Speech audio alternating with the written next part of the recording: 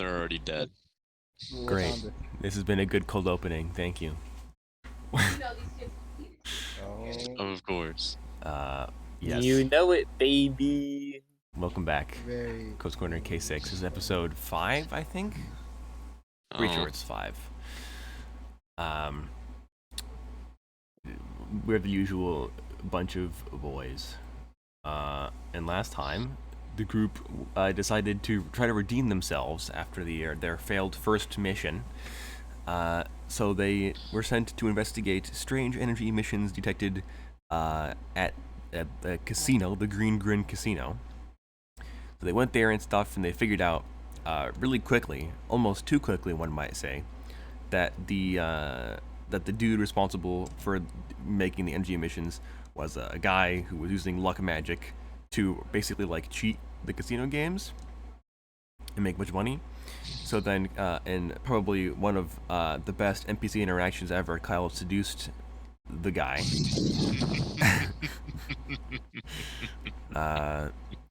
And convinced him to take Kyle up to his room, at which point Dynamo and the rest of the group basically just kind of like psyoped him and sat in his room waiting for him. And then a funny chase ensued where the group couldn't quite get the guy because of his luck magic.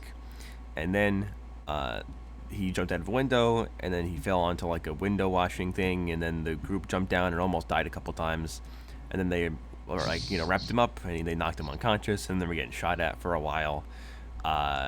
Think Tank and Dynamo were down on the street trying to find out where the rest of the members of the I party wasn't were. down on the street. It was Ainsley. Oh yeah, Ainsley. I was the one that you were in almost it. Yeah, you almost died.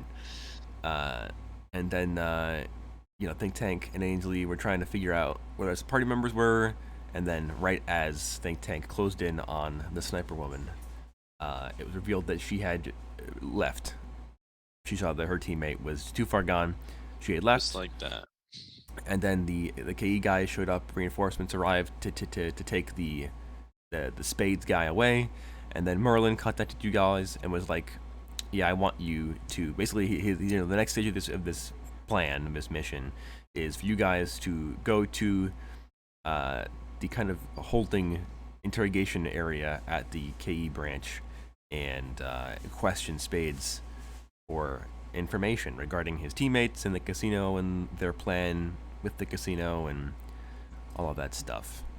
Also, a point of order between sessions, I gave Think Tank the ability to fly. So that's nice.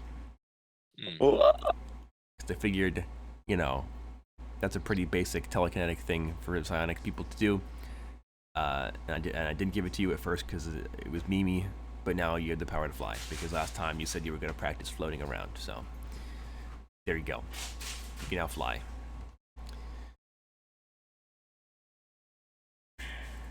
Anyway,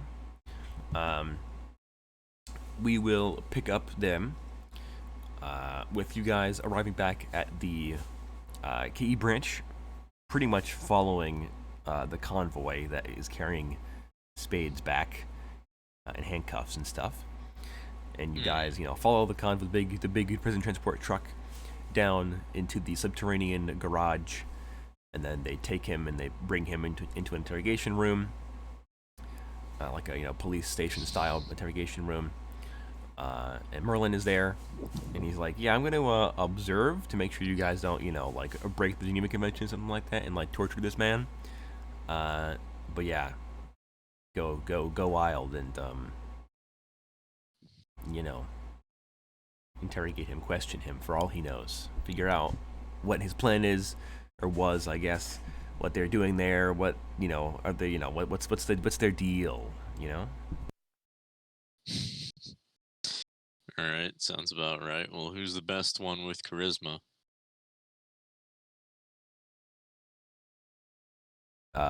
Good question. Well, who's got the highest charisma stat? Let's look at it.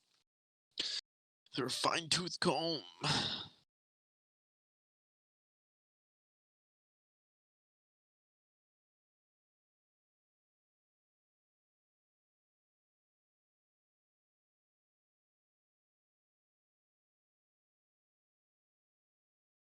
Dynamo and Ace have the best charisma, which is you both have a stat of 5, whereas Ainsley and Think Tank have a stat of 4. So. Oh joy. Okay. All right. I can make this work. Joy. All right. So who wants? Well, am I gonna do it, or you said it was Ace, right? That has the second highest. Yeah, you and Ace are basically tied because nobody in the party is like adult for charisma. Yeah. All right. Well, Ace, do you want to do it, or do you want me to do it?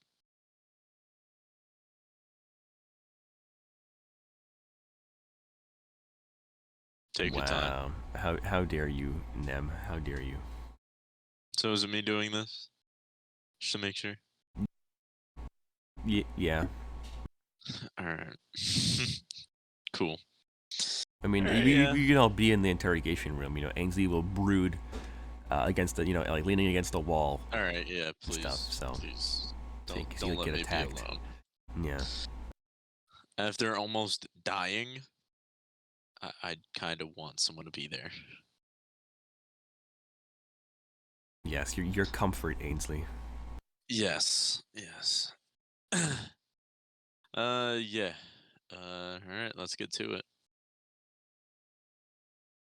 All right. So all of you pile into the interrogation room, and you see Spades there. They have kind of like patched him up, so he isn't literally on the brink of death anymore, and he is conscious. Okay. He's still got like a black eye from where you punched him out last time.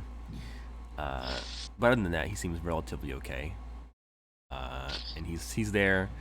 He's got his hands cuffed with the like anti-magic handcuffs, basically. Okay.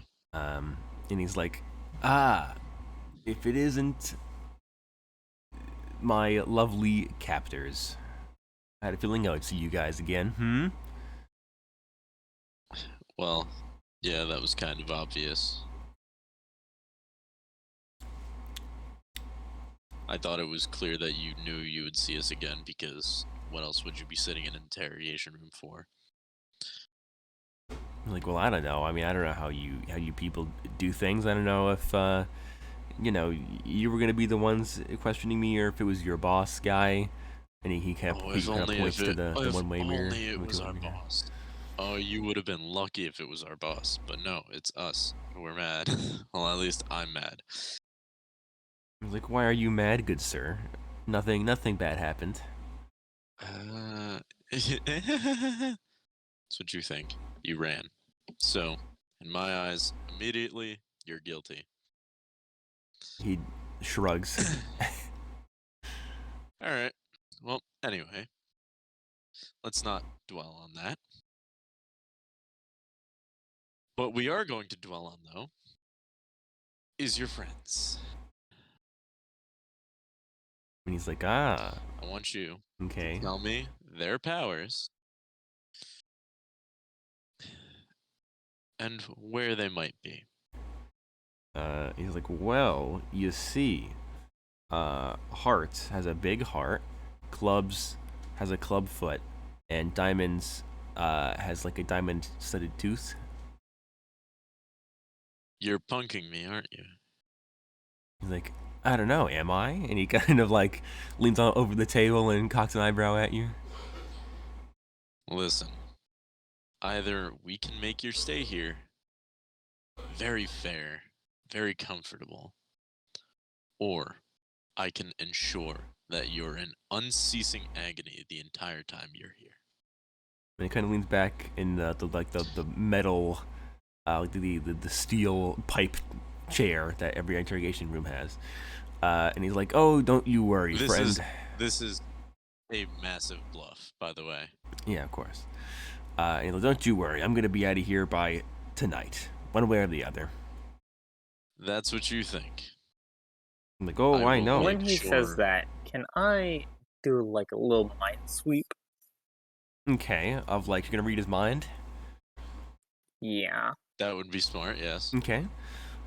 So, what would his current thoughts be? I think his current thoughts would be, just like a smug inner monologue of like, haha, these guys think they got me, but I have information that their bosses will want, and they'll let me go for it, basically. I will see to it that you are put in the deepest, darkest hole we have here. And Spades is like, Um, yeah, go ahead. as I learn this, I'm gonna brain blast that over to your boy. What's your character's name? Caden. Caden. Yeah. Yeah. I mean, he's gonna be like,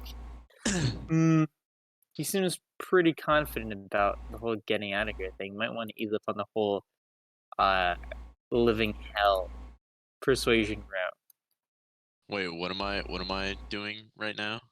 Doubling down on this or lifting up on that? I You're would going to literally shoot him in the advise you face. I mean, yeah, you could just gank him, but I would advise you steer away. Yeah, I'm not gonna gank him. Wow, coward.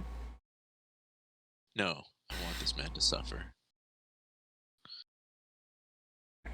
But what am I doing, Xavier? Once again, He just reiterate. and he just tells you that like the guy seems confident that he's going to be able to get out of here. Well, he's not going to. All right. So you seem pretty confident about this. I understand that. And with someone of your caliber and with your skills, you might be inclined to think that. And if I'm not mistaken, I'm sure that your friends are brewing something. But if you think that they can break into the IMD headquarters, break you out, and get out unscathed, you're dead wrong. And Spades, he kind of smiles up at you again. He's like, well, I kind of got to break in, and I don't got to break out. I'm going to walk out of here as a free man. That's what you think. Whatever information you have, I can assure you, it's not going to be worth you. He's like, oh, but you see, the only crimes you can pin me on is cheating in a casino, which is a fine, and I get banned from the casino, which I don't You care are about. an unregistered power user. He's like, yeah, and that If comes you with think a fine. we aren't going to lock you and throw away the key, you're wrong. And he kind of like You're narrows not his eyes getting at out you. of here. He's like, buddy, do you know how your own legal system works? I'm I registered do. gifted. All I gotta do is sign the paperwork, give my fingerprints and DNA sample, and other information, and then I leave. Can I try and do a charisma check to bluff this guy? I mean, no, he seems to know what he's talking about. He is like a world-class master thief, so he's been through Okay. this before. You get the sense. So what can I use against him? You don't know. All right. I'll let Think Tank take over because he doesn't really need to do talking. I'm tired of talking to this guy. Someone else can do it. All right. Well, he just, he just sits there, tapping his, finger on the metal table, the cold metal table in this cold metal room. All right. Well, I guess I'll walk up and I'll sit down and I'll go up. So, you come to your house? He looks around and he's like, well, not in this particular building, but I've been in this similar position many times before. Yeah, why do you ask? Oh, no reason. Just wondering. I mean, I don't mean to be rude. I don't mean to judge a book by its cover, but you do seem like that kind of guy. It's like, well, usually I don't get caught this easily, but this time I made an exception. Just for us? How kind of you. It's like, well, it was more of an experiment. You see, I wanted to test if I could escape the authorities without having to actually use any active magic. And he kind of twiddles his fingers at you. I mean, evidently, I'm not quite that good yet, which is a shame. I figured I was. But, alas, overconfidence and all that. And then I read his mind. All right. And you get less words and more like general like empathic emotions from his brain, and it seems that underneath the confident facade there is like anxiety, I guess, and like worry. Hmm. But he's not showing it externally at all.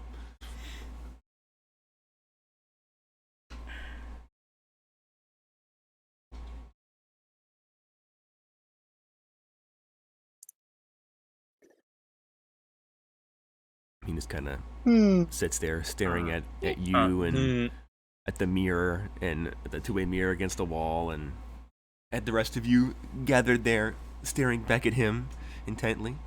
And he kind of jingles the handcuffs that are kind of like they're kind of like normal handcuffs, but there's a solid kind of hinged bar in between them to keep him from moving his arms like up and down in different directions. Basically, he's very restricted, but he's still like looking over it, Good. trying to figure out what it does and how it works and what it like how we can move and stuff.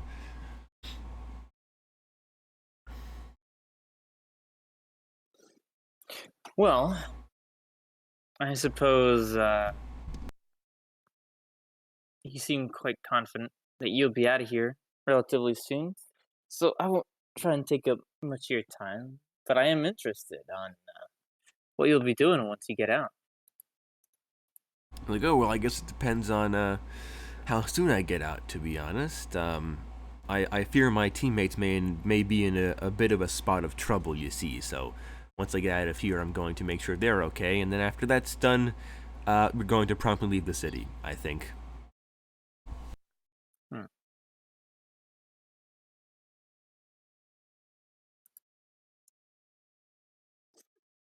Well, I guess that's good and all.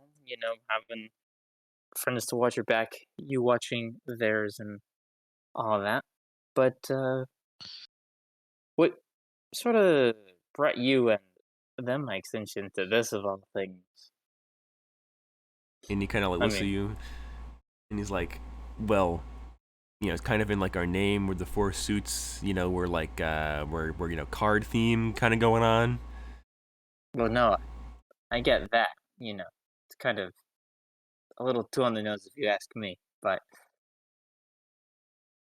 thievery?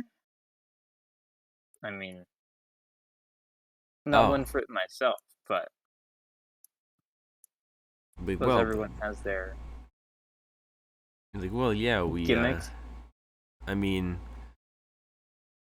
I can't speak for all of my teammates, but I personally do it more for the fame and reputation, more than the money. To be honest, I think it's just more fun to crack safes and break into buildings and stuff for the thrill of it, and you know, looks good on a resume. Hmm. Oh, really? Who's hiring? It's like, oh, all sorts of people. You'd be very surprised the kinds of work we get, but we tend to kind of stick more to our own things. It's more advantageous generally to avoid getting tied down. And he kind of like gestures to the room, and he's like, we aren't the corporate types, as you can see. True, I suppose.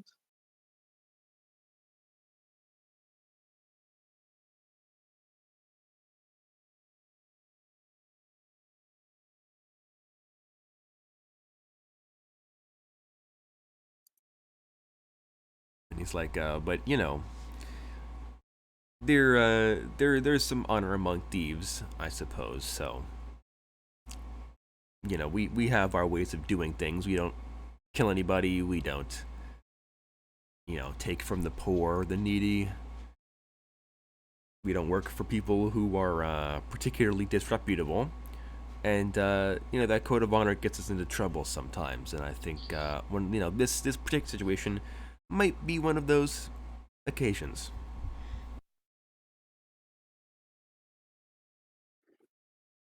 Oh,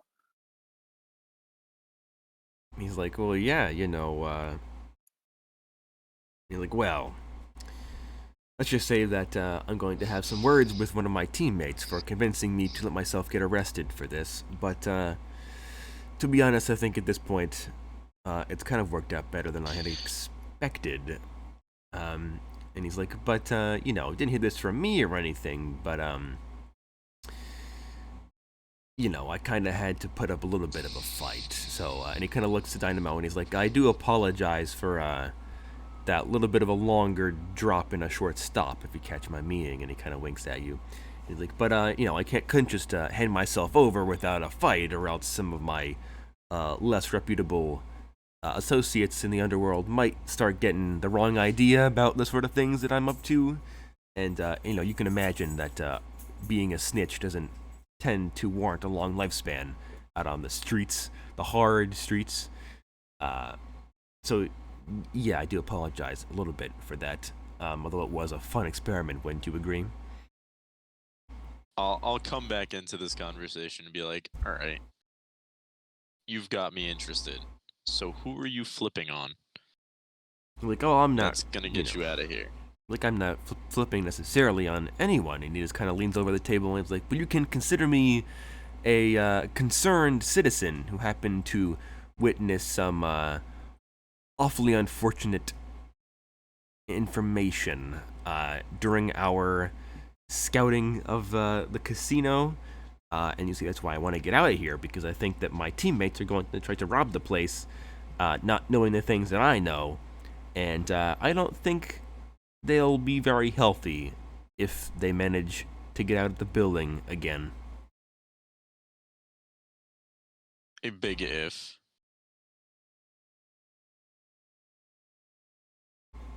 He's like, yes. I mean, considering what we know about you and your group, well, all we have to really look out for is someone in a suit that resembles a card.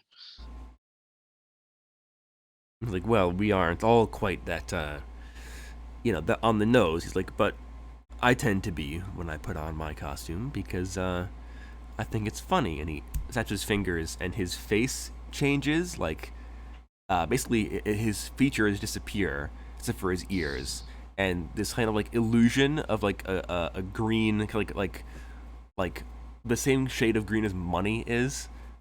This like illusionary mask kind of covers his face, and there is a circle with all the four suits on it in the middle of his face. And then he snaps his fingers again, and it's gone. And he's like, but my companions are less magically inclined than I am, so they don't get the opportunity to be as flashy as me. I appreciate the theatrics of our craft more than they do, I think. Well, while we're talking about your companions, perhaps I could get you to tell me some more about this great big mystery you discovered at the casino. And he's like, well, when he kind of like brushes his thumb against his nose a few times, he's like, well, again, I'm just a concerned citizen, an anonymous tip, you might say. But, I mean, you think that my name's a bit on the nose. But, and he kind of leans into like the Green Grin Casino. That's also kind of on the nose. I'm surprised you guys didn't know about this already, to be honest. Although, maybe, and he kind of just to the room again, like maybe the head honchos already know, and you guys are just dumb. But I'm kind of shocked you guys haven't already stormed that place. And why would that be? And he's like, well,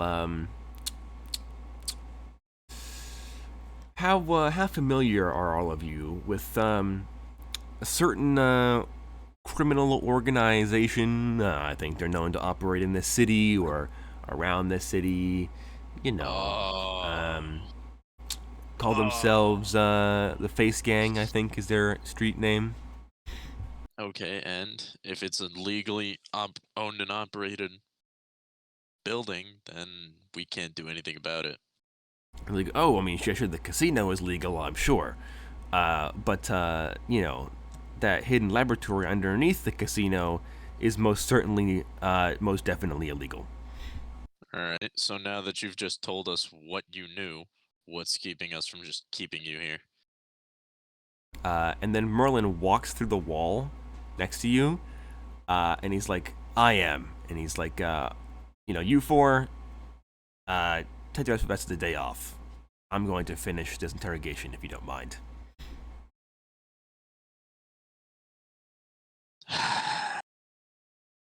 Okay.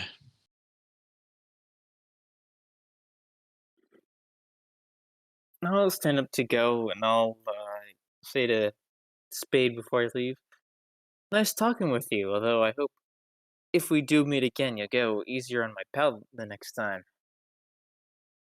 And he's like, "Oh, Save me don't from having to worry." do some work." And like, yeah, no, I totally understand. It's like, well, hopefully next time we meet, you won't even know I'm there. And he winks at you.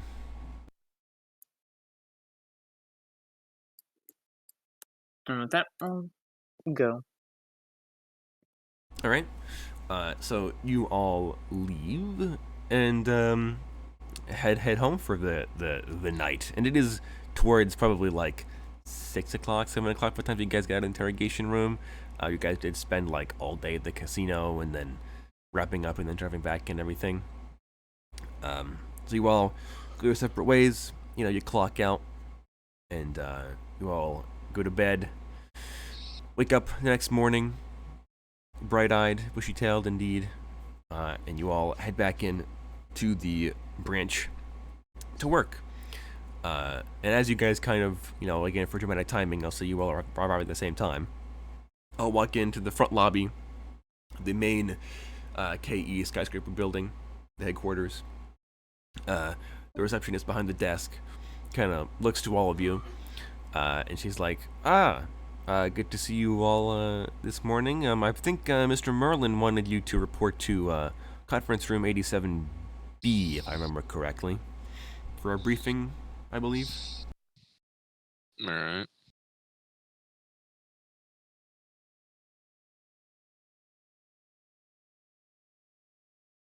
All right. Do you all? I assume you all go to the location you were requested at. Yes. Yeah. All right.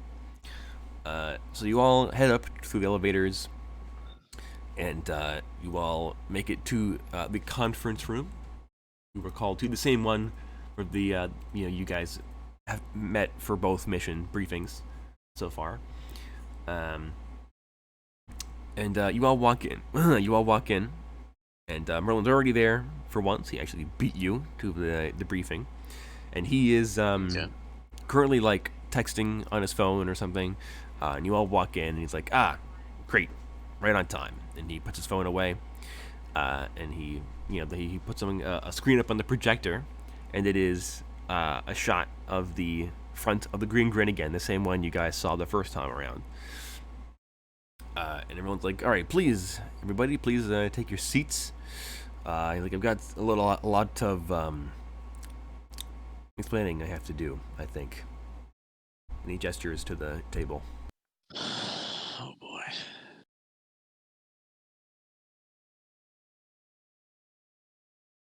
All right. Yeah, I'll take my seat. All right.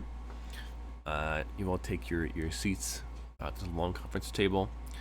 And Merlin's like, "All right, well, as you're all aware, of course, yesterday afternoon, you all apprehended the international cat burglar and thief known as Spades, and brought him back here for interrogation. You had a conversation with him, and then my superiors informed me that the discussion you were beginning to have was above your pay grade, so I was ordered to take over in your stead. Now, luckily for all of you, while the conversation was above your pay grade, this next part of the assignment is most certainly not above your pay grade." And he's like, "So, long story short, you are all to lead a raid on the Green Grin Casino alongside 10 IMD soldiers for suspected illegal activities, including the harboring and creation of unregistered gifted individuals." So I'll like raise my hand up a bit because I now have a question. All right, and he kind of nods at you. He's like, "Yeah, go ahead." So you want us, instead of the A-team, to go headlong into a face gang hideout? And Merlin's like, yes, as a matter of fact, we do. From what Spades provided us, the security is relatively light considering how the face gang tends to operate, and it isn't their main headquarters. He seemed to make it sound like the casino was honestly probably the more lucrative operation for the gang, and the lab was sort of an afterthought in the construction for whatever reason. It isn't exactly the largest lab, from what he said, although he did explain that he'd only seen part of it before he got too scared and left, at which point you apprehended him. So we're just gonna trust this guy. Merlin's like, yes, because I've had several of my Mimir agents interrogate him using some magical enhancements, and he has been telling the truth. And what about his friends? Well, that's why, at least according to him, that's why he gave us this information in the first place.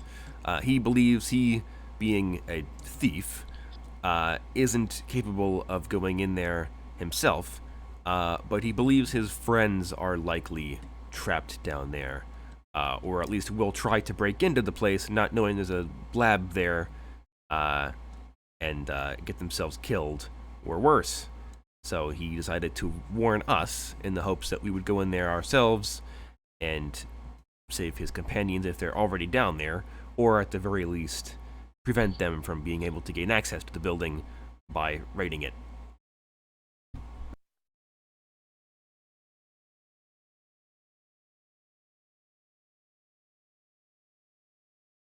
I am in awe. So it's going to be us and 10 others, and you're sure that we'll be able to take on an entire casino crew and gang members?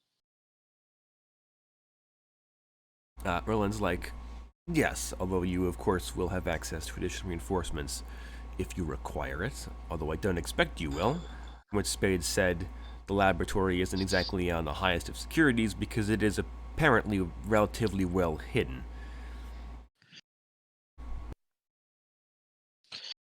Okay, so how are we supposed to find this lab? Spades was unwilling to give exact details on its location or how to gain access to it, mostly because he feared for his life, but he did tell us that it is located in the casino manager's private gaming room, which is apparently adjacent to his office. This isn't gonna be easy. Okay.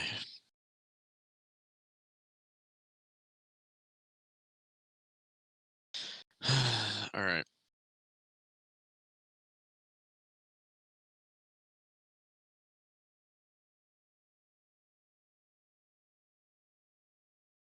Anyone else? Any other questions? Merlin will also explain that you will all be armed with assault rifles if you so wish to use them. Actually, yeah. I have a question. Sure. Do we expect the normal employees of the casino to fight back? Merlin's like, no. From what Spade said, the normal employees are kept entirely separate from the legal operations to prevent them from being able to snitch on the gang. So, as far as we're concerned, only the manager and the head of security are payroll employees who are in on the scheme.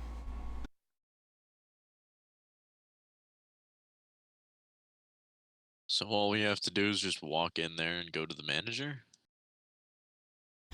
Merlin's like, well, realistically, if they think that you'll be coming back to raid them when you show up in armored cars and with a squadron of IMD soldiers, they'll probably fight back. But we have no reason to believe that they would, expect you necessarily. Although I suppose if Space's estimation was right, and his friends have already broken into the place, they may already be on high alert. Maybe. There's no guarantee, though. Everyone's like, yes, I suppose it depends on how good Spades' team is, and I suppose how good the lab security system is in comparison. Fair enough.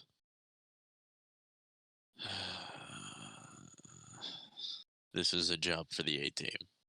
I can already tell you this much. Alright. Well, I guess we're on it. Alrighty. Any further questions, requests? Any planning you want to do ahead of time? You all will get your assault rifles if you want them, so. Yes, please. I don't Alrighty. feel safe without one. Where's my Obi? Here. Yeah, you will get the KEHVAR, the high velocity assault rifle. It's relatively standard. It looks neat. It's an assault rifle with a foregrip. It's pretty cool. Alright. Cool. Any further questions? Not to my knowledge. Alright. In that case, then Merlin will be like, alright, we'll head on down to the subterranean garage level. The IMD guys should be already down there getting their gear on and everything. And of course, as always, you are all considered higher ranking than them, so they will listen to your orders. They will do as they are commanded. But, obviously don't just, get them murdered. That would be bad. But Yeah. they're under your command. And, they all should have enough spare rifles and stuff for you guys to use, and a few mags of ammunition. Alright. And then Merlin's like, and then of course, if you need any additional backup, additional cars, helicopters, drone coverage, anything of the like, radio in, and I will see what I can do. Okay. Alright, so do you all then go to the garage and such? Yeah. Alrighty. You all head down out of the conference room, back in the elevator, and all the way down into one of the kind of upper, sub-basement levels, basically. And you guys come out, and you guys are met with a couple of armored cars with guns on top of them, I'm pretty sure. Yeah. They have 50 caliber machine guns mounted on top of them. Classy. Yeah, of course.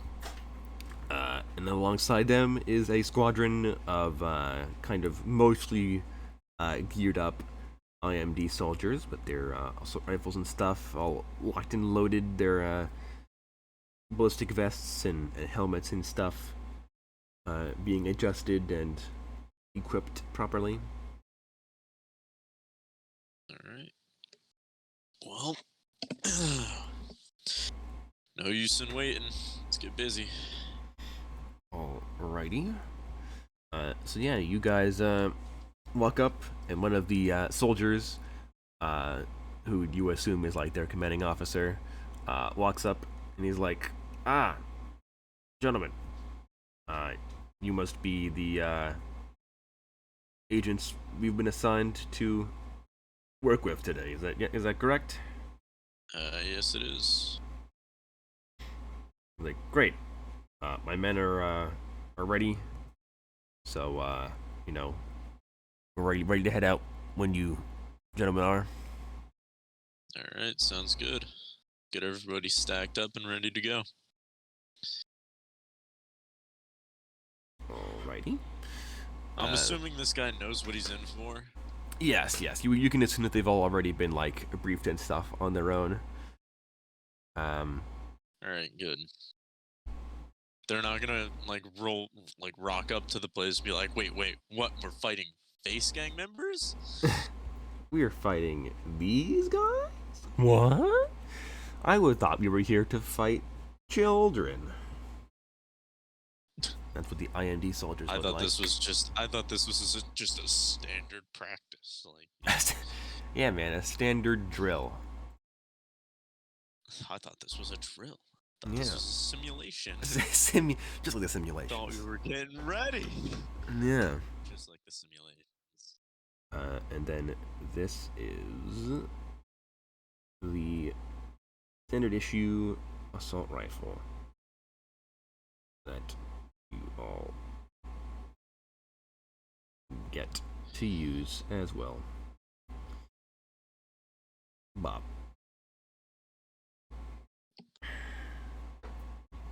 Ooh, nice. Yeah.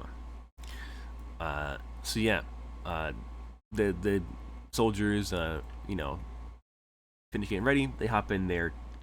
There's two, like probably three actually, three of these armored cars, and you all pile in and set off for the casino. And as you guys kind of make your way driving down the road, you do notice that, of course, being IMD, you guys do have like sirens and stuff in the cars. So people do like pull over to the side of the road and stuff, and you all fly by, speeding high above the recommended speed limit of these grid roads. You don't care. You're IMD. You can do what you want. Exactly. We are the police. Yeah. Well, you're like corporate police. Yeah. Superhero police. Yeah. And you guys make your way to the casino. And as you guys get within a few blocks, you start to hear other sirens. But, like, not your sirens. Police, like normal police sirens. And then you guys... Odd. Okay. Yeah, you actually, like, you speed down a main road, and then you, like, come to the intersection, and you guys, like, take a hard left, and you guys pull up to find that the kind of, like, road in front of the casino, where you guys parked the day previous, has been barricaded off by a bunch of police squad cars, and all the cops are huddled behind their cop cars with like long guns, shotguns, their pistols, all wearing bulletproof vests, stuff like that. And you guys all pull up, and the IMD guys get immediately just like, they before the car even stops moving, the guards are already out of the car and like fanning out, checking everything. You guys, pull off near the barricade, park the car, get out. You also see that beyond the barricade, the first floor of the casino, every door and window has been covered by a kind of like scale mail style big metal sheet that has descended from above and blocked off the windows and doors.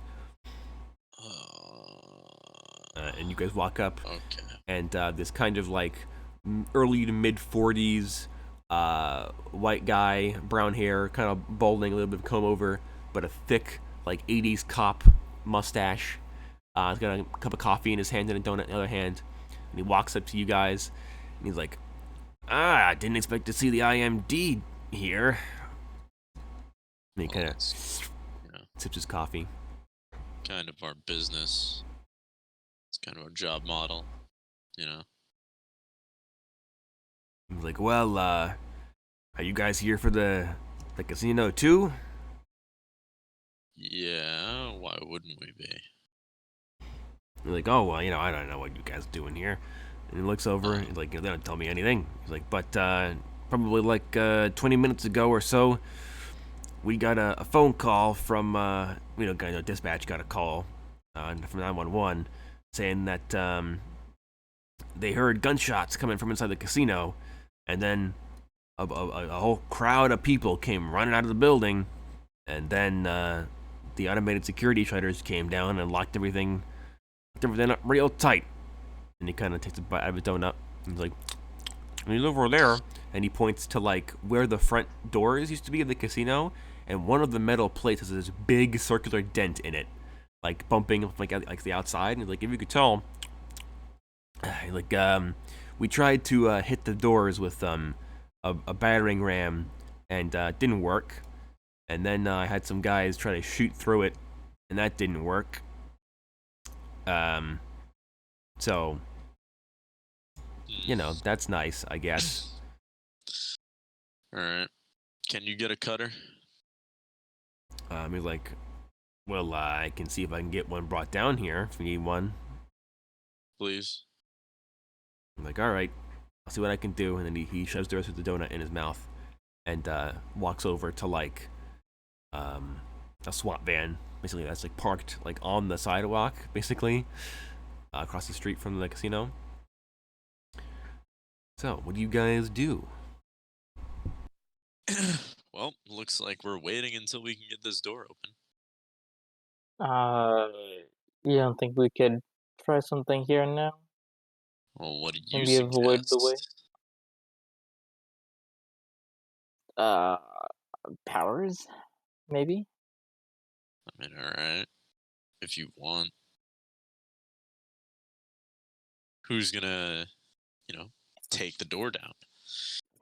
We've got you and we've got Ace, so that's a lot of heat we can put into whatever metal these shutters are made of, I think. So, let me get this straight. You want the electricity guy and the fire chick to melt the door. Yes. I'm gonna let you think about what you just said and the fact that my energy does not completely translate to direct heat. And Ace is really the only one that can, melt the door. Oh, I'm sorry. I imagined your powers were more physics based, but I guess not. I mean, I can generate electricity through my energy, but my energy does not translate into heat. No, my apologies. I mean, in theory it could, but I usually don't use it for that.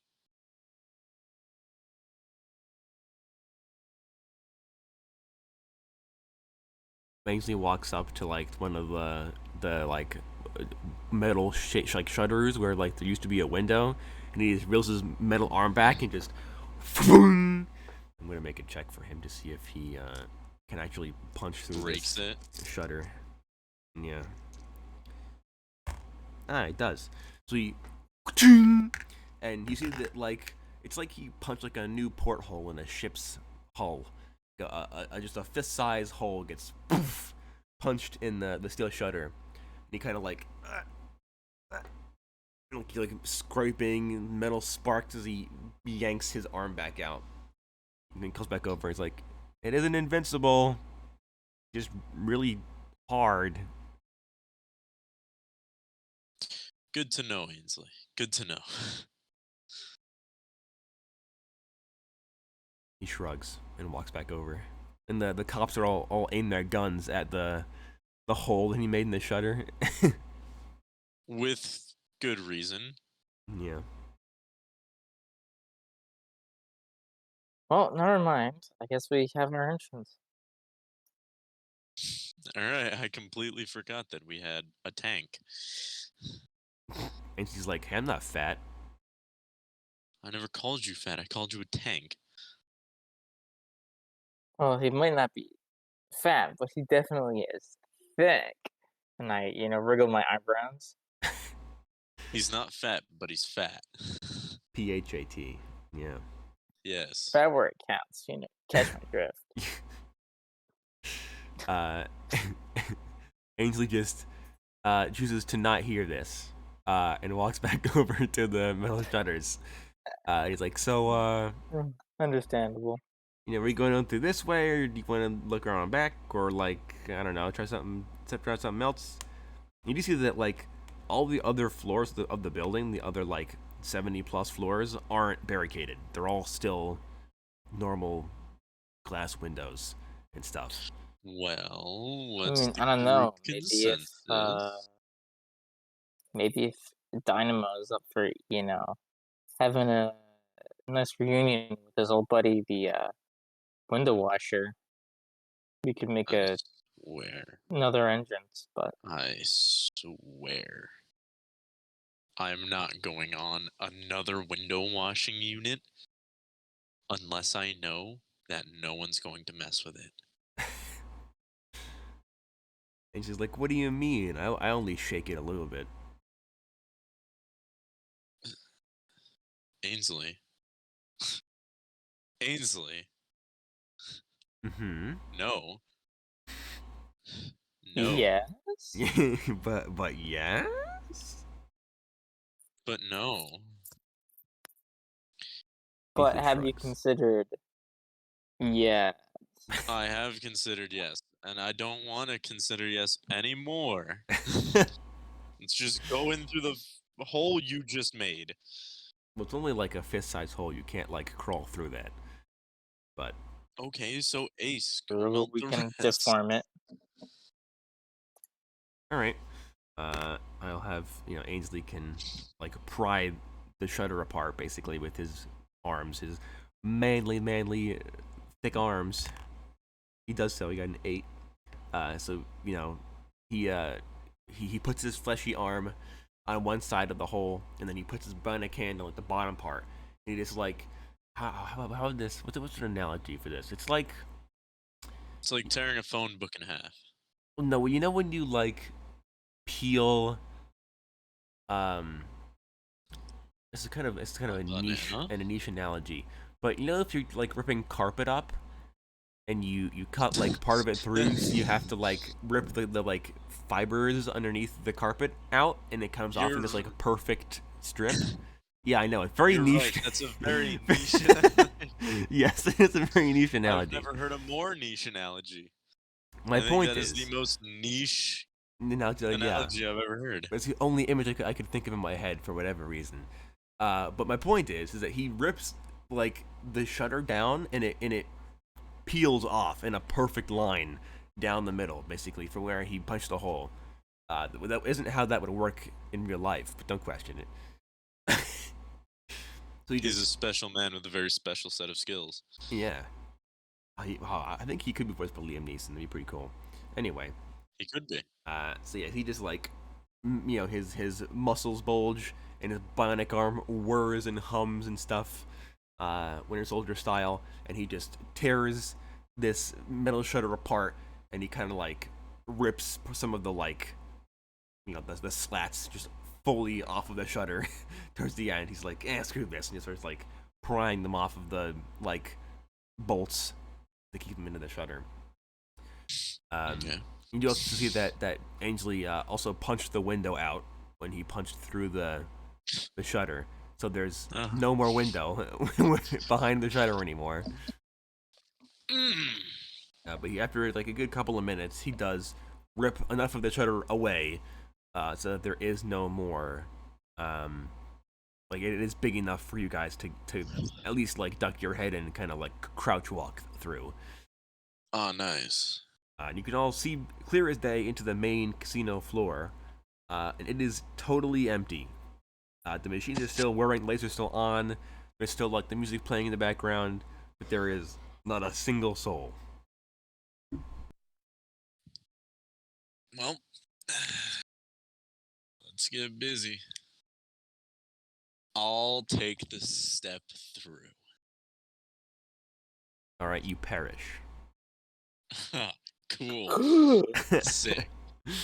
Yeah, you Can't step wait. through, you crouch and walk underneath the like kind of like half torn away shutter, and you get in. Um, it's kind of like the lobby area of the casino. The secretary that's the front desk is gone. The bouncers are nowhere to be found. There are no people walking around. It is eerily quiet, as a matter of fact. You can only hear like the kind of like old like Elvis music lightly playing from the PA systems, and that's it. All right. Well, let's keep things tight, stick together, do not split up, and always have a buddy. Other than that, have fun. All right. Do you want the 10 IMD guys to follow you in as well? We'll have 2 guys stay outside. Okay. With the cops. Yeah. All right. Actually, would we be able to have some cops coming with us? I mean, I guess they aren't as cool as the IMD dudes, but a few of them will volunteer to but go in. Extra bodies. Yes, extra men for the slaughter. So yeah, okay, you have I'll say you get, let's see. Wow, you get 1 cop who volunteers to go. All right. This fresh-faced, muscular guy looks kind of like Ainsley, but younger and no white hair, still like black hair and like no facial hair. Not as jacked either, and still has 2 arms. This cop, he walks up and he's like, he walks up to like the older guy, like the detective dude you guys talked to before, and he's like, "I'll go, sir." And then the detective's like, "No, Jenkins, you're too young. You have a life ahead of you, or whatever." Stereotypical cop show stuff. And the kid's like, "No, not Chief. I got this. You gotta let me go. See my partner or whatever. Spread my wings, Chief. You gotta spread my wings." And the Chief's like, "All right, whatever." He walks away, and the young cop kid is like, "All right, sick." As he walks away, the Chief is like, "God bless that man." Yeah. He's like, he's like, "You can't go in there. This case is too close to you. You're emotionally invested." This case is too close. You're too emotionally invested. And then the kid's like, "No, Chief, I gotta do this for Martha." And then the Chief's like, "God damn it, Jenkins, you're too off the chains." Mind? I want to know who Martha is. Martha is his pet turtle that he lost as a child. Oh no. You have no idea how a pet turtle relates to this Space Gang hideout, but somehow the Chief feels that it's too involved. I shed a single tear and I turned to the boys and I'm like, "God damn, Jenkins, God damn, man." She's like, "Jenkins, you're a loose cannon. You don't play by the rules." And Jenkins is like, "I gotta play by the rules. It's who I am. I can't help it, Chief. You know how I do things. Not playing by the rules are my rules." I don't follow the rules. Do you follow? I don't.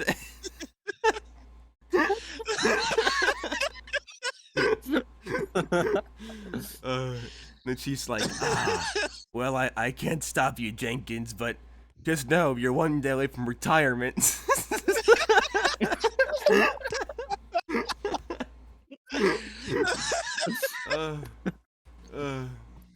Godspeed, kid. Godspeed, Jenkins.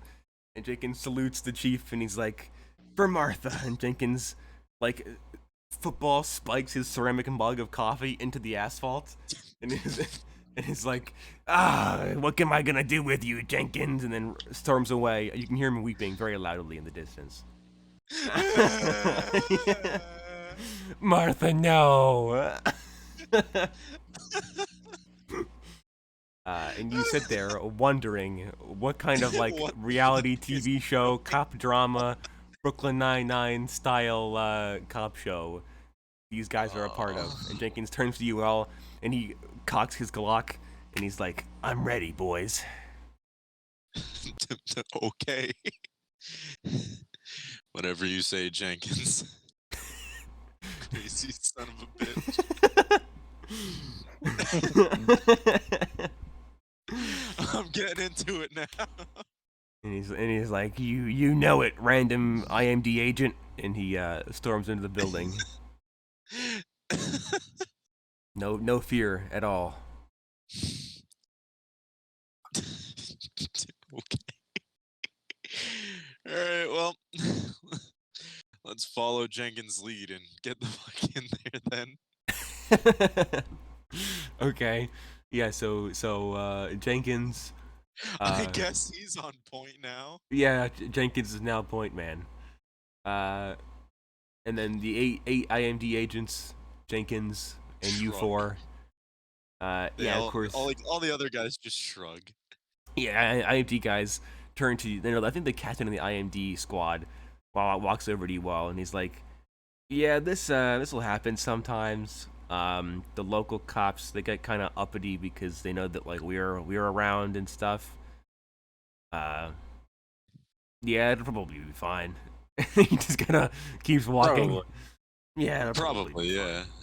fine. Like unless Jenkins has some unknown, incredibly powerful ability that is only going to be unlocked under great duress or something, then there might be problems. But other than that, it should be I fine. mean, but how could that happen?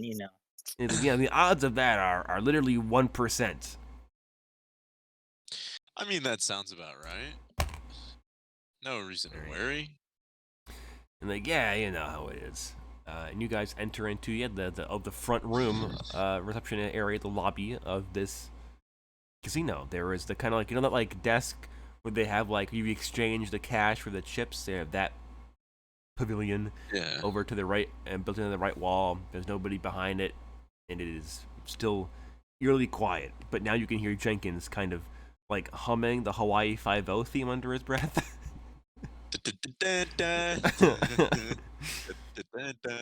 Yeah, exactly. I was gonna All say right. Magnum PI. That too. Oh, well, I guess it's time. We got to move on.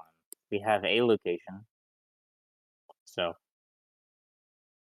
Right. Yep. All right, yeah, let's get it. Right. You guys move past the lobby and into the main, like gaming floor that you guys were in last time. And once again, it is entirely empty. There's still like you can tell that like there's still like cards on the table with the chips. There are still like pachinko machines going off across the way somewhere. But there is just nobody here to play any of these games. It's like they just disappeared. Or were scared away by gunshots in the casino. One of the two. You decide. Uncanny. Absolutely uncanny. Unprofessional. All right, yeah, let's. I guess let's keep going. We know where the manager's office is, so let's get there. All right. So you guys walk into the main gaming room, and Jenkins looks over his shoulder, and he's like, "It's quiet, too quiet." And then, Why did I know he was gonna say that? yep, of course. And then he kind of like squints his eyes and looks around, and he's like, "Something's fishy in here. I can feel it." He just, and he just walks to the manager's office. You have no idea how he knows where it is. He just goes there. Yes, this guy's power is he follows TV rules. I've decided right just now. He follows TV cop rules. Him and his chief are like two connected hero people, They also have like horrible schizophrenia, so they think they're still like actual cops. They aren't actual cops. But yes, you all head to the manager's office. You all know where it is, because Dynamite went there the day before. And you walk in the manager's office, and it is an empty office. It's pretty big, pretty luxurious, but there is nobody around.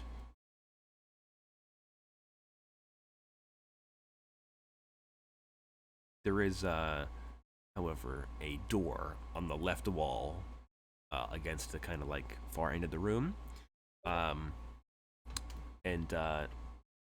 said door is wood, and it's got a keypad, like a key card slider there.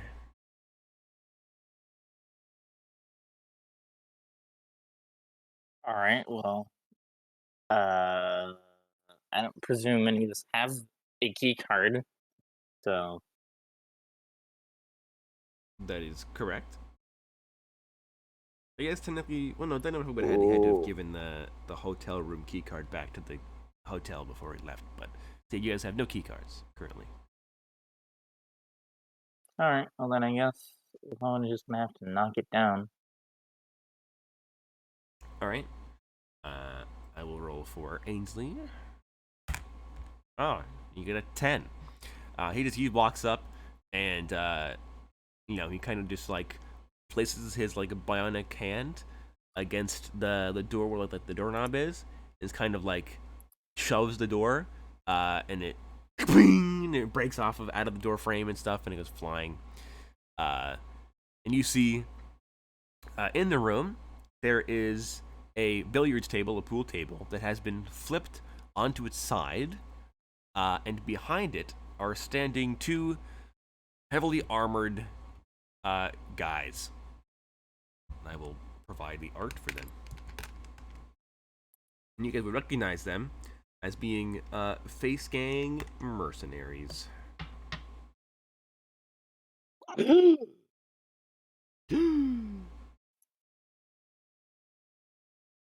I will find them. Here we go. This is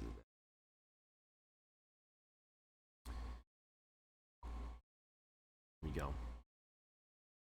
So there's two of those dudes who are kind of like taking cover behind this toppled billiards table. And I would like everyone to roll initiative. I roll for Ainsley. Got a 7 plus 7 is a 14. Enemies. I forget if they have a stat of 5 or 6. Let me look.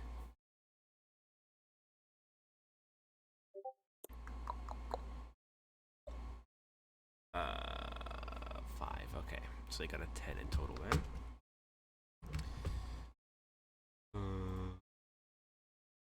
Kyle rolled an 8.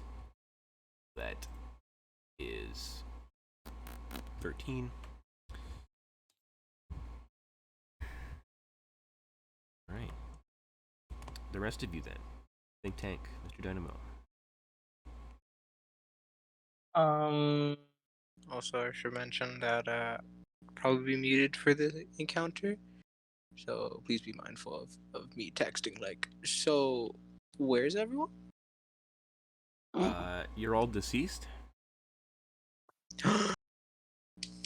I kind of noticed the moment I joined Everyone in. died.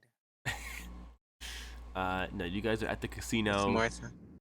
Yeah, Martha. You guys were ordered to raid the casino, and after the interrogation, so you guys interrogated Spades, and he was like, I have information that will let me go free, or whatever. And then sure enough, he did, and he basically ratted out that the casino was secretly a front for a criminal group called the Face Gang, who are like the second most dangerous group of villains in the world, basically. So Merlin was like, hey, I want you guys and a couple of IMD dudes. I don't know for the initiative too, actually. I don't think about it. I also vote for Jenkins too. To go and raid the casino. And like arrest. I'm gonna come in bits and pieces. Because I'm gonna be going to Burger King really quick. Alright, Not sponsored. so opening up too. We're in combat, correct? About to be. Okay, I'll roll my initiative really quick. 10. Bring your dice to Burger King. I am. Right, what I'm doing. In the drive-thru, about pick up your thing. Wait a minute. Hold on, man. Yeah, the guy's like, anything else? You're like, hold on, I gotta roll for initiative. I'm gonna have you check stats for me. Okay. And the IMD guys, what is their initiative? Either 5 or 6, I don't remember. It is 4, actually. I was wrong. They got a 14. Same for rolling damage. I'm gonna have you roll damage for me. Okay. What was your initiative? I forget. 10. 10? Alright. I got a 10. That's pretty good. And then Xavier, what did you roll? 9 on the die. Whoa. 14. Haha. You know it, baby. Tank, you got 14. Wow, a lot of I'll be right 14s. back. Up first is Mr. Dynamo. Ironically enough.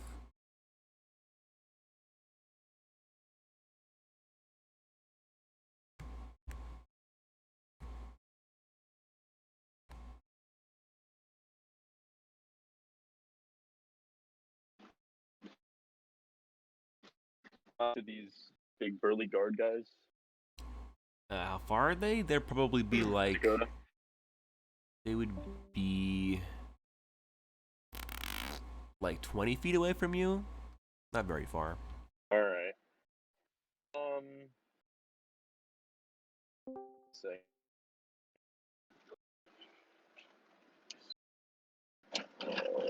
Let's see. Let me use an electro whip. Alrighty. When I throw this one out, I'm gonna, like, after it connects, or when it connects, I should say, I'm gonna put a +1 charge into it, assuming that I'm back at 10. Yeah. Like, just in downtime, I charge up or whatever. Yeah. Alright. That Then, is... yeah. Yes, Yeah, you are we allowed to... kill? Yes, yeah, that's something I did forget to mention. But yes, Merlin would have been like, you know, consider all people in the building hostile, and you can schwack people. Lethal force is approved. Yeah. Alright, cool. Then yes, I will be using an electric whip, and I'll put 1 charge level into it after the fact. Alrighty. Let me get the character sheets up, so I have easier access to them. And So that's gonna around. be. The, I don't have a perception. 1d6 times 10. It is a perception check first. You hit the man. Bet.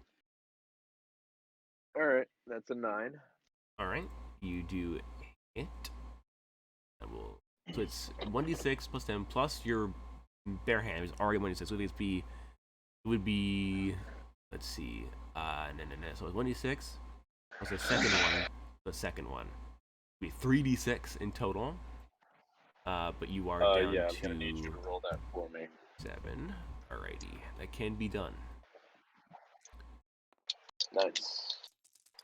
Alrighty, that is 90 damage to the one of them that it ignores armor. Oh. Don't know about that. That's pretty good. Nice. So let me just get. And then I still have my second action, correct?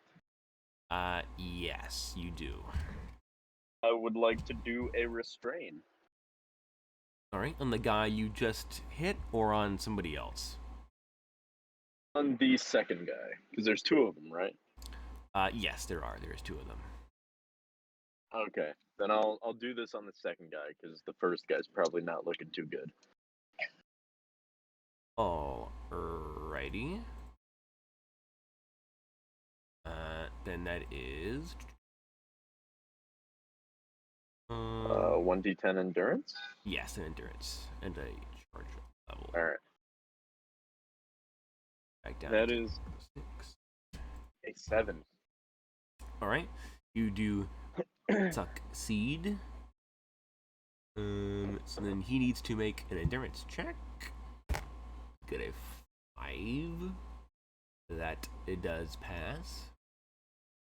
So he isn't shoved backwards, but he is still considered grappled and restrained. Place. Yeah. Nice.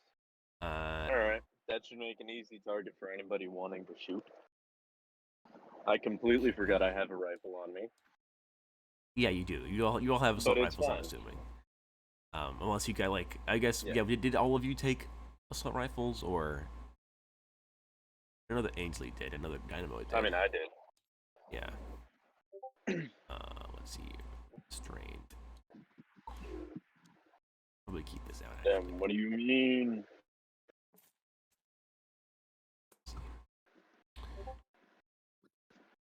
Yes. Yeah. We were told before the mission started that we could take guns. Yep. All right. They were offering to give them to us.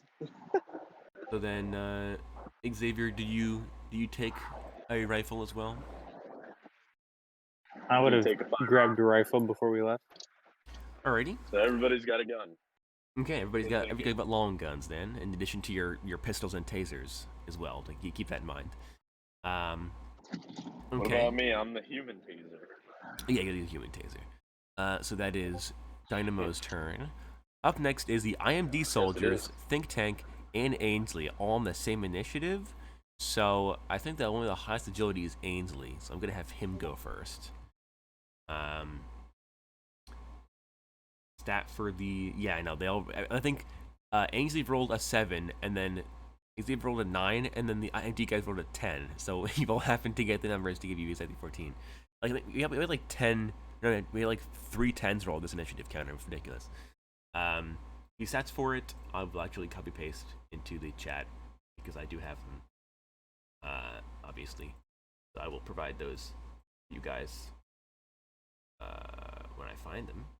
Here we go. Ainsley's going to take the initiative, Lamau, and shoot the guy that Dynamo restrained.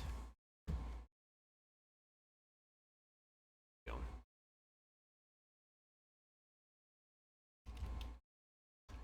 That is the rifle stats. He's going to shoot the dude that is restrained. He could fire up to 4 times, but only a -1. He doesn't need to shoot that many times to kill this dude. Actually, does he? Well, you're also within 20 feet. I'll say that much. Yeah, and this guy does have ranged. Yeah, they do have ranged armor. Actually, so that might not be the best idea. Yeah, he's just gonna rock up and try to punch this guy instead. He can't dodge anyway, so it's just True. Yeah. Ainsley's going. Yeah, it's going to turn his turn. First action, run around the billiards table. Second action, activate. Well, free action, I guess. Activate his knuckles, his bionic knuckles. And then he's going to second action is clobber this guy. I think he did that twice, if I remember correctly, because he has the unarmed combat, right? He does not. I lied. He does still do 1d 100 damage plus 1d6 times 10. The guy needs to make an armor check. He fails by 1. So he does take 1d 100 plus 1d6 times 10. Wow, I rolled almost minimum damage. He takes a whole 30 damage. So Ainsley walks up and punches this guy, which I guess is more of a slap, to be honest. Which actually doesn't do anything. Oh, however, the guy doesn't need to make an endurance check or be stunned by the knuckles, which could be good. Nope, he passed. Okay. Okay, that's Ainsley's turn. The next highest initiative would be Think Tank.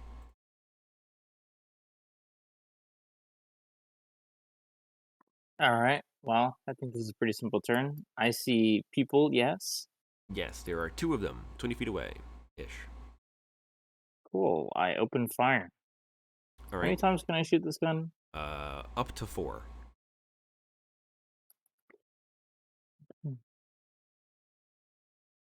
So you're gonna go like 2 and 2, or? I think I'm gonna do 1 for each dude. Okay.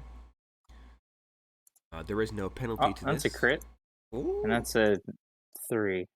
And a 3. The 3 fails. However, these enemies have bionic masks.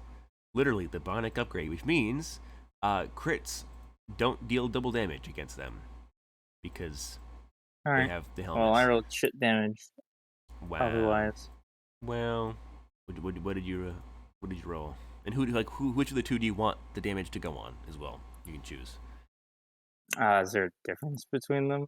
The guy on the left is a little bit more damaged than the guy on the right. The guy on the right is restrained. I will go for the guy on the left, I guess.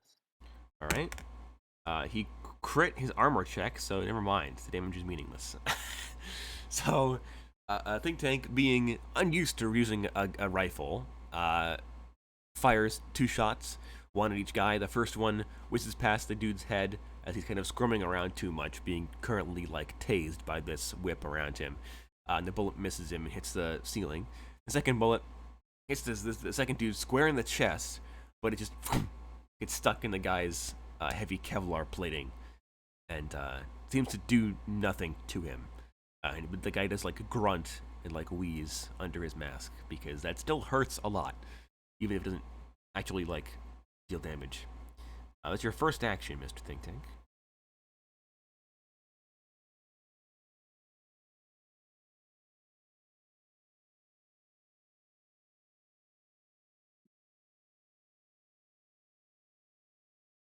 You can fight again, or move, or do whatever. I guess I'm just gonna,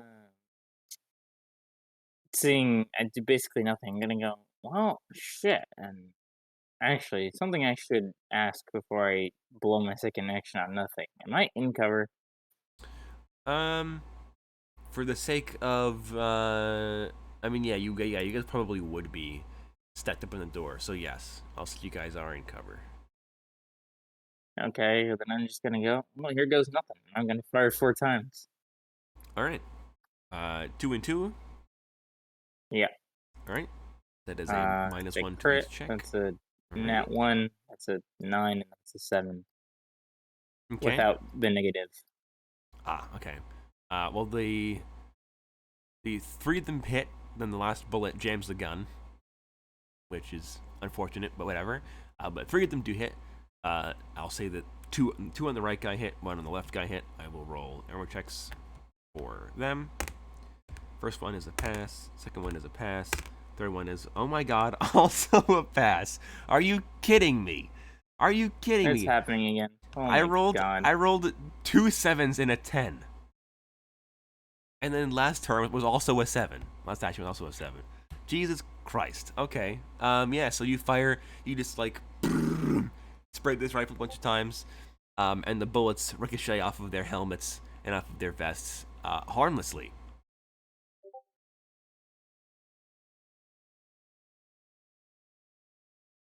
I frown.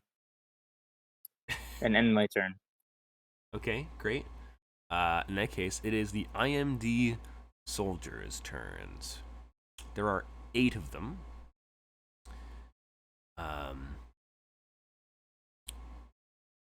What are they gonna do? Well, not all of them can even get in the doorway right now because you guys are all in the doorway. One of them, I guess, could get a shot if he kind of like crouches behind the desk. He will take 2 shots, 1 at each guy. That is a pass and a crit, which is still just a normal pass. I roll the armor checks. Fail. Great. Of course. Christ. Alrighty, first bullet is pretty good, 170 damage. First guy is dropped. Second guy, the restrained guy. That is 140 damage. Is still alive.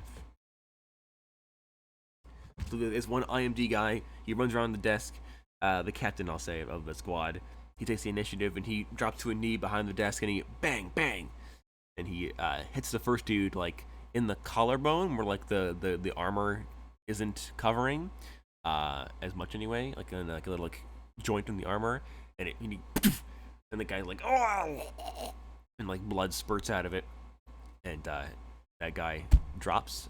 He hits the second dude in the chest as well, and it goes through the vest this time. And blood is kind of slowly beginning to soak the armor, but the guy is still standing. In that case, it is Ace's turn. And then Jenkins. Good old Jenkins.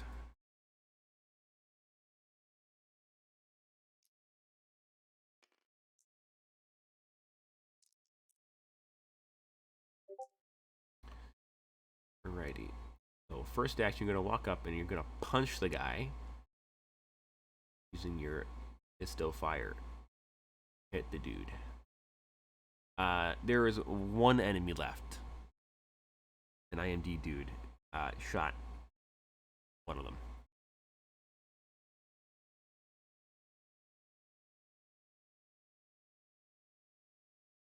Alrighty, so you walk up and you want to use Fist of Fire. I'll read what that does. Engulf with hands in flames and add 1d6 damage, ignoring armor to your bare hands damage. Alrighty. 6 will check passes. So give me, I think your damage is 1d4 times 10? Yes, give me 1d4 times 10 and 1d6 times 10, but keep the numbers separate because your normal punch doesn't ignore armor, but the fire does, so. Those rolls separated, preferably.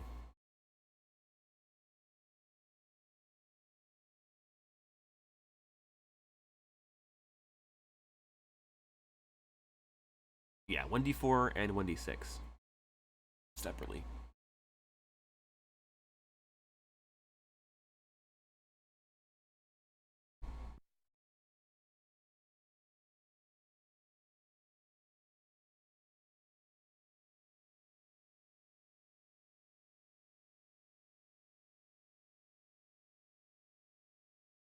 All right.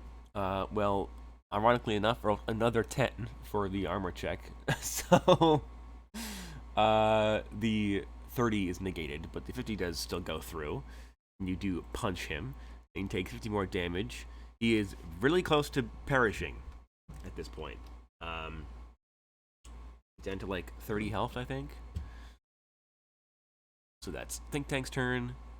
Up next then is, or no, Ace's turn. That is then Jenkins.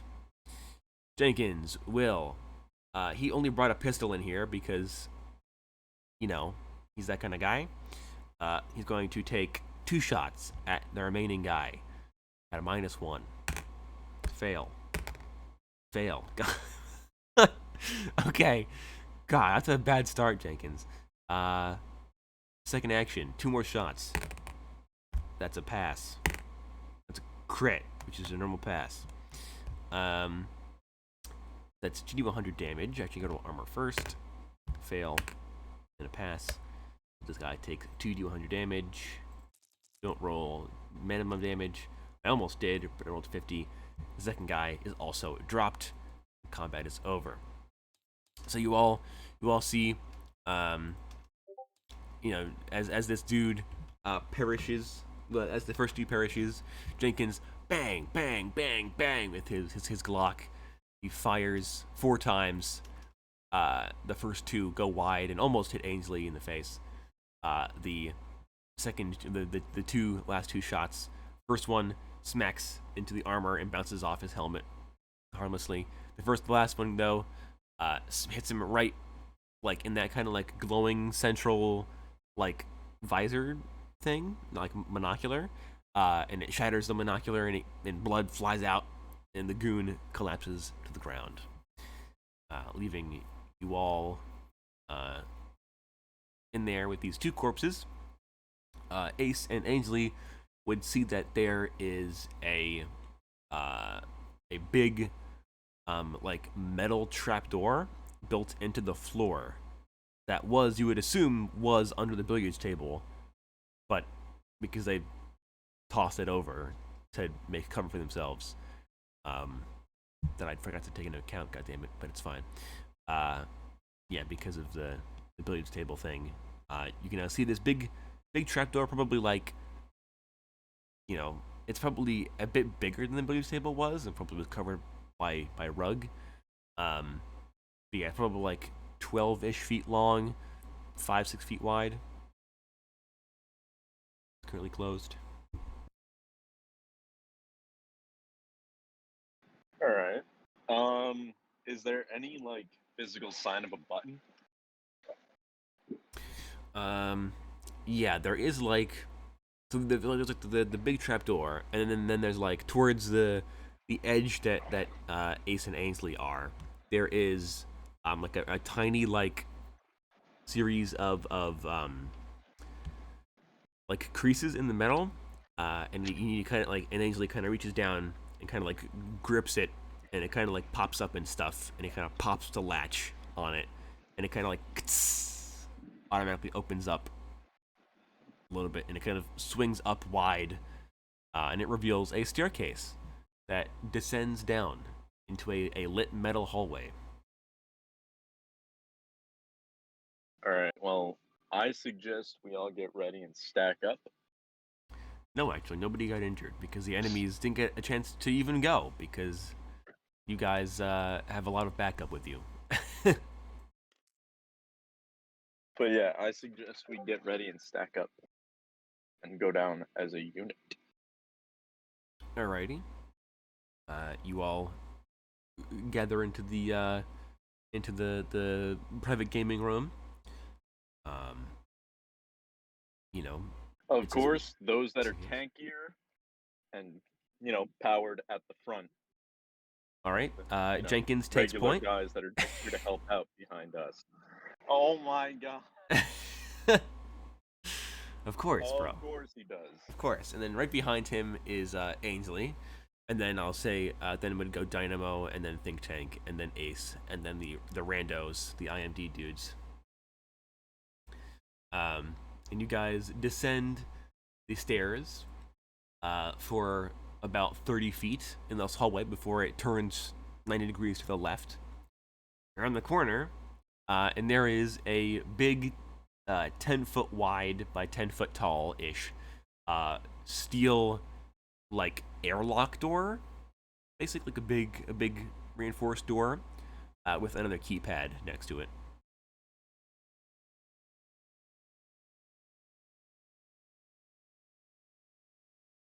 Okay. Idea. What if we told them we have Girl Scout cookies?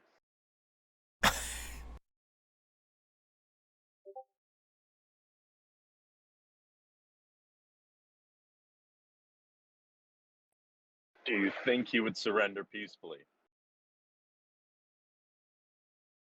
I mean, I don't know.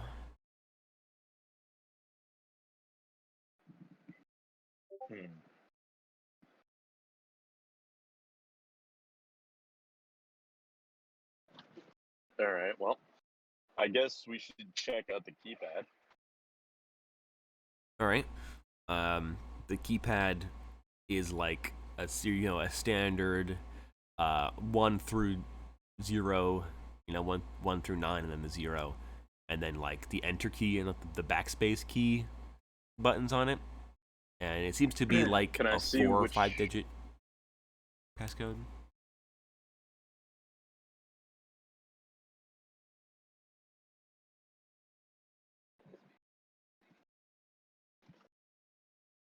At all?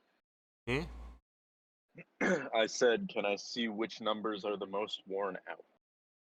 You can make a perception check to see if you can figure that out. Yeah, sure. Sure. All right. That is a 7. Yeah, you see that the 1, 2, 3, 4, and the 5 are all a bit more worn out than the rest of them. So is it a 5-digit code or a 4-digit code? A 5-digit code. 5-digit code? Yep. All right, 1, 2, 3, 4, 5. Never let me down once. All right. So you type in 1, 2, 3, 4, and 5, and sure enough, the airlock door just slides up into the ceiling. I'm gonna turn to the others on the team and be like, "Tell me I'm not the most valuable member of this team." Jenkins turns around and says, "You aren't the most valuable member of this team." Then who is? He removes his sunglasses Jenkins, dramatically. obviously. Yeah, and he goes, "I am."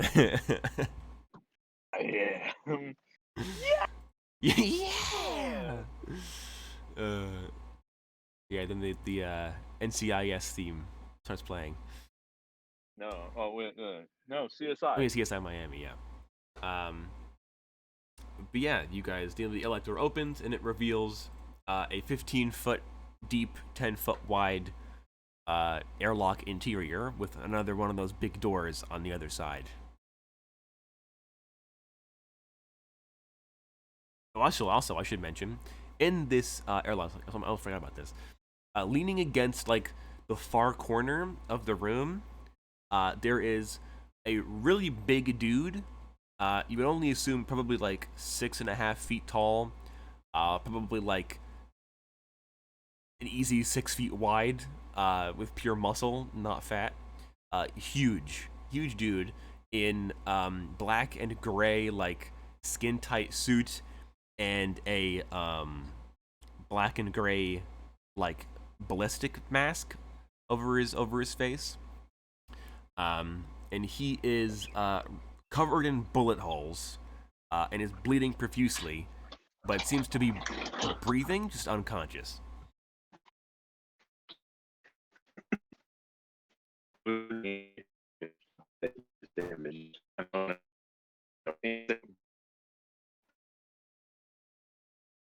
Nice.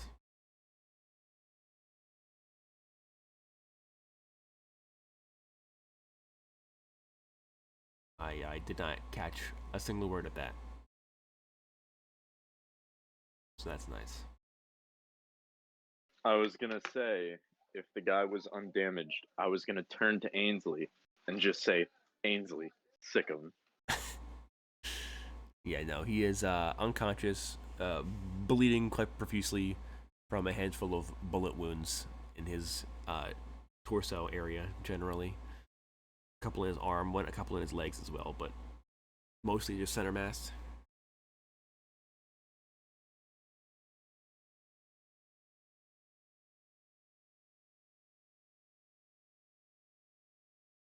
Let's see. There's that. I need to make a check for a guy. Wow, I'm rolling really well today. So yeah. Do you all enter the airlock?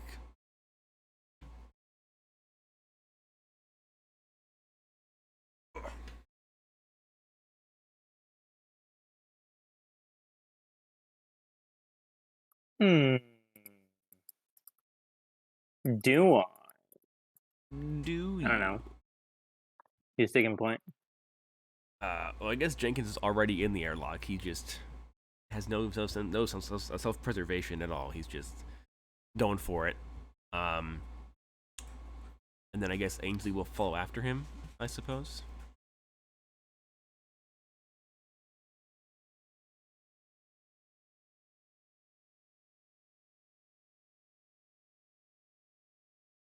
Alright, when I check the body, then that will be a perception check to check the body.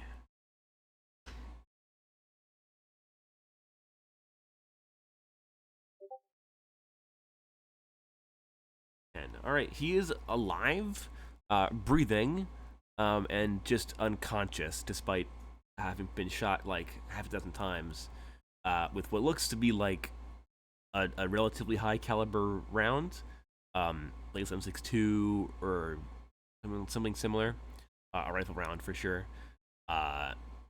His breathing is labored and he has a weak pulse, but he is still certainly alive. And I guess at the kind of a closer examination, you see like it's kind of semi-disguised on his kind of black and gray jumpsuit, but in a kind of like darker black that kind of like is a little bit shiny and like a plasticky material as you kind of touch his wounds. There is a club sign on his chest. Well, it seems we might have found one of Spades' friends. Dun dun. You know? Yeah, of course. Yes, communications are still active in this moment.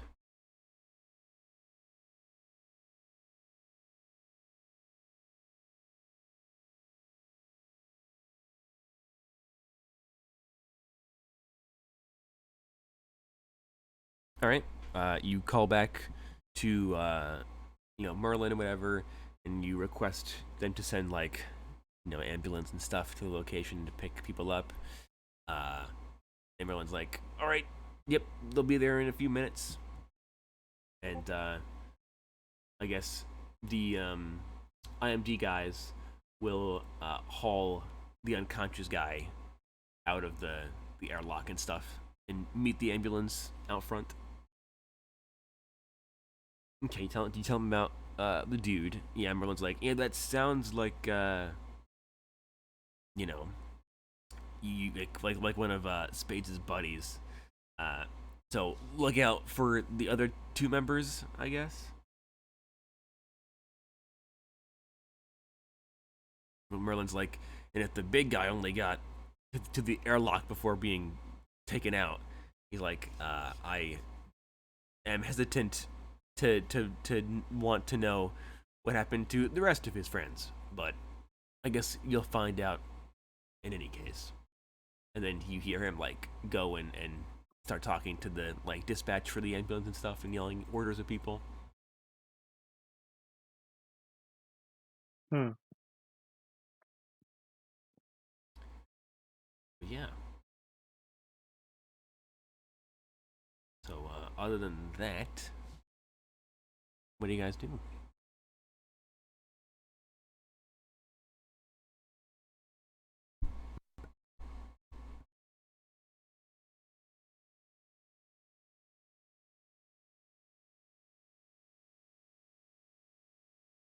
Well, I would assume we have to go through the airlock, correct? That is something that can be assumed, yes. Alright, then yeah, let's do it. We'll hit the switch and decontaminate and then go through the other side.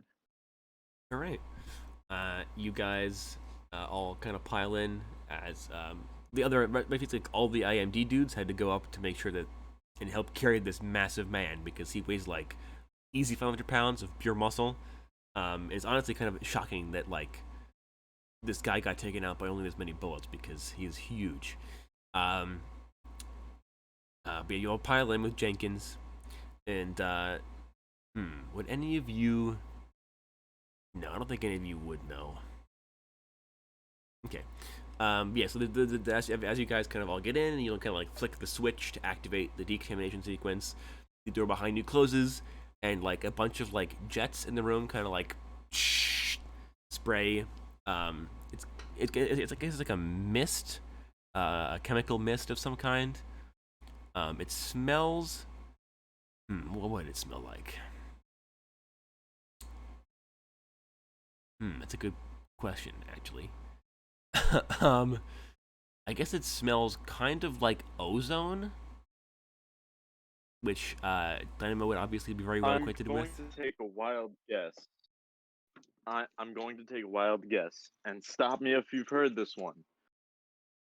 But I can't use my powers. I mean, if you were to test, see if you could. No, you can still use your powers.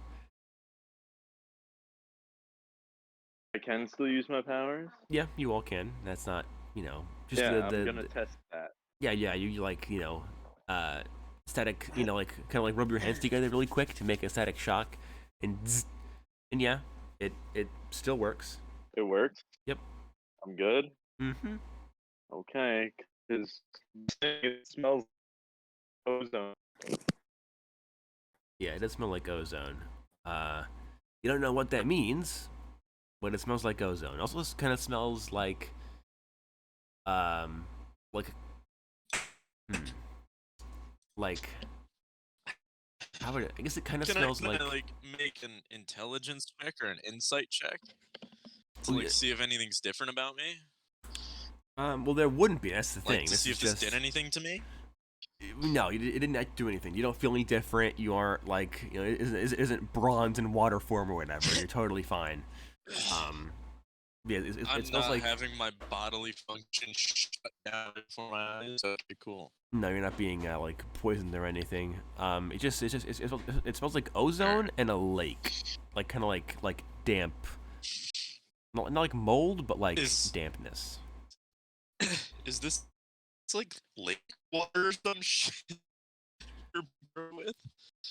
I mean, yeah, it kind of it smells like morning dew. That's probably a better descriptor. Ozone and morning dew. I mean, isn't ozone just oxygen? Well, it's what happens when the atmosphere burns. Oh no! Oh no! Burnt air. That's Yeah, not yeah, you're good. breathing in burnt air, basically. Yeah. It's like that sounds like a Metal Gear Solid character name, burnt air. Burnt oxygen. Yeah, burnt oxygen. Oh no! Burnt ozone. Burnt ozone is definitely Metal Gear Solid character. Oh yeah, for sure. But yeah, But the airlock does go through its cycling, and it does spritz you guys with the weird burnt air watered substance. All right. Well, we aren't getting paid to stand around, are we? So let's get to it. Okay, yeah. So the cycling finishes, and like a little like microwave ding noise goes off, and the other door that kind of wasn't opened before slides up, and you find yourselves standing in a receptionist area. There is a single, very modern, like glass desk with a computer on it and like a lamp and some paperwork. There's a swiveling white office chair behind it. There are two potted plants on the opposite wall in the corners, and then there is in the middle of the left wall there is a big like TV screen that is playing one of those like idling like corporate looped animation things, and it says face gang on it in like graffiti letters. And then it kind of like gets like spray painted on and then gets like wiped off and then re-spray painted on and like loops forever. And there is a woman behind the desk, and she sees you all walk in, and she kind of is like, she kind of throws her hands up, and she's like, oh my, can I help you? Did anybody come through here recently? She's like, I suppose yes. Why? Because we're gonna pass through here and find the people that came through here. So I would, vacate the premises if I was you. She's like, excellent idea. Yeah, yeah. And you see her. Oh, and before you go, could you please be a dear and unlock the doors further down? She's like, she kind of like, there's a door behind the secretary's desk, and then there is a door across the room from the airlock door. She points to the airlock, the door across the way from the airlock. She's like, oh, that's already like it's already unlocked. I don't have control over that. Perfect. Well, thank you anyway. She stands. Once you leave, the IMD officers will see you out. Yeah, she gets it from her desk, and then she runs into the airlock again, and you hear it like, through the wall. And probably as you guys kind of like file into the room, and after she leaves, the door behind the secretary's desk slides open, and another one of those face gang merc dudes walks out with his rifle, and he's like, and he sees you all, and the door kind of opens, and he's like, all right, miss, what's the problem in here? And he sees you all, and he looks at you all, and he's like, huh.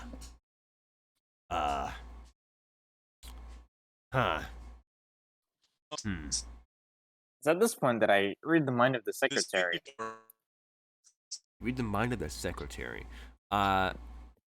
She's like freaking out. She's like, OMG, OMG, OMG.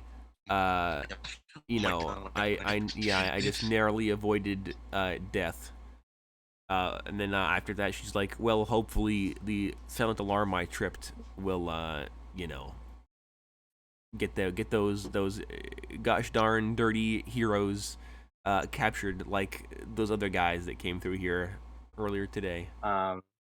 Cool. And then once I get done with that, I beam to telepathically to, I guess Ainsley and Caden. I'm here. We're on a time limit. Alarm has been tripped, and they've got the other two in here somewhere. I'm gonna turn to the guy after hearing this, and I'm gonna be like, all right, look, make it easy, surrender, or you will die. Make me a charisma Train gun on her? check. The mouth? Okay, Right. that is a 10. Let's go. Are you Alrighty. still in your car doing? Wow, that's actually pretty funny. Okay. Did she So also get a 10? no. Quite the opposite. Well, not quite the opposite, but almost the opposite. So you're like, make it easy, put your gun down, and the guy kind of like looks at all of you, the like 5 of you that are in here, and he's like, all right, yeah, okay, and he goes to put his gun down, his rifle down, and that's when Jenkins pulls his gun and tries to shoot the guy, but he misses. he shoots the door behind him. Damn, Jenkins, you're a loose cannon. You're a loose cannon. Jenkins! And Jenkins, go and arrest him. Do not shoot him. He's surrendering. yeah, and the guy's like, Yeah. oh my god, Jesus Christ, don't shoot me. I thought I'm surrendering. What the heck, man? And We're not gonna Jenkins, shoot you. We're not gonna shoot you. Jenkins goes, but I am. but I am. I will raise my rifle to the back of Jenkins' head. No, after he misses the first shot, he's like, dang, it was gonna be so cool. What a shame. Jenkins, do not shoot him. We are going to arrest him. Please, handcuffs. Jenkins is like, all right, fine, and he walks over, and he handcuffs the merc.